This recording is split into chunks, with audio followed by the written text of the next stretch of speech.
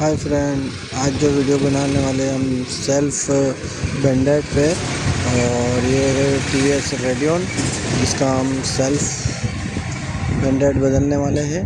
और आपके सामने ये देख सकते हो बेंडेड पूरा ख़त्म हो चुका है जो साउंड कर रहा था, और इससे ज़्यादा देख सकते हो छर्रे पूरे ढीले पड़ चुके हैं। Self bended TVS radian. Channel पर नए हैं तो चैनल को सब्सक्राइब कीजिए, लाइक कीजिए और शेयर कीजिए वीडियो, और सब्सक्राइबर चैनल कीजिए।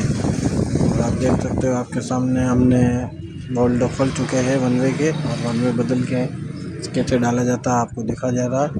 और आप देख सकते हो मैग्नेट में ये 3 बोल्ट है, और 3 ही बोल्ट खोल के और ये वन में आपके सामने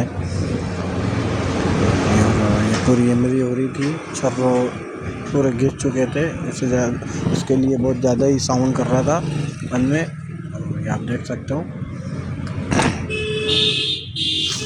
नया वन में बिठा चुके हैं, और ये राय भी लगा के आपके सामने आप देख सकते हो 3 ही बोल्ट टाइट हो चुके हैं।